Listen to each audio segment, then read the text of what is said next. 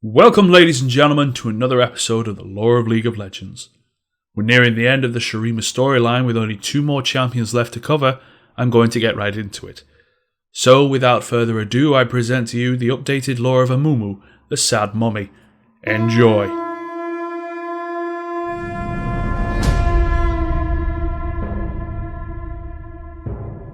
The hardy folk of Shurima agree upon certain things. The wind always blows from the west in the morning, a full belly on a new moon is an ill omen, buried treasure hides under the heaviest of rocks. They do not agree, however, about the tale of Amumu. One oft-told story links Amumu to the first great ruling family of Shurima, who succumbed to a disease that corrupted flesh with hideous speed. The youngest child, Amumu, was quarantined in his chambers and befriended a servant girl, who heard his cries through the walls. She regaled the lonely air with courtly news and stories of her grandmother's mystic powers. One morning, the girl brought word that Amumu's last remaining brother had passed away, making him Emperor of Shurima. Saddened that he had to bear this news alone, she unlocked his door and ran inside to comfort him face to face. Amumu threw his arms around her, but as they touched, he fell back, realizing he had condemned her to the same terrible fate as his family. Upon the girl's death, her grandmother placed a twisted blight on the young emperor. In her mind, Amumu had as good as murdered her kin. As the curse took effect, Amumu was trapped in his moment of suffering like a locust ensnared in honeyed amber. A second tale whispers of another crown prince, one given to bouts of petulance, cruelty, and murderous vanity. In this telling, Amumu was crowned Emperor of Shurima at a young age, and convinced he was blessed by the sun, he forced his subjects to worship him as a god. Amumu sought the fabled Eye of Angor, an ancient relic entombed in a gilded crypt, said to grant eternal life to whoever looked upon it with an unflinching heart.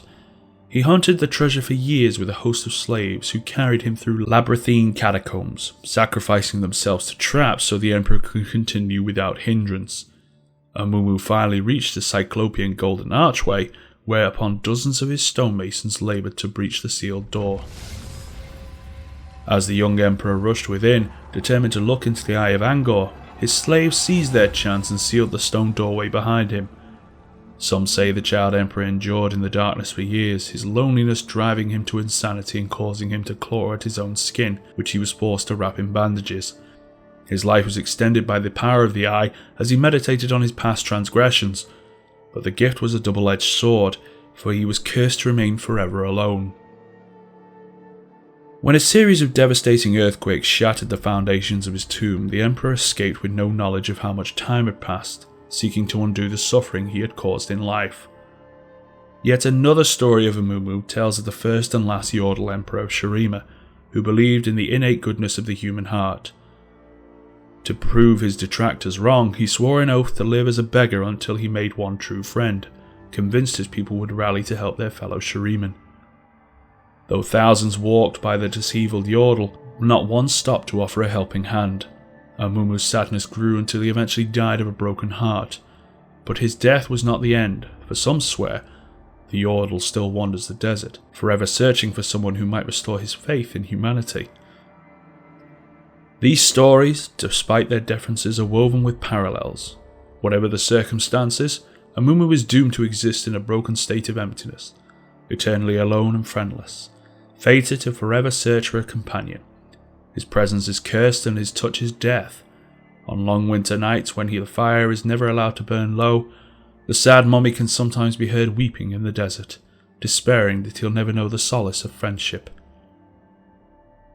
Whatever Amumu searches for, atonement, kinship, or a single act of kindness, one thing is as certain as the western wind at dawn. He has yet to find it.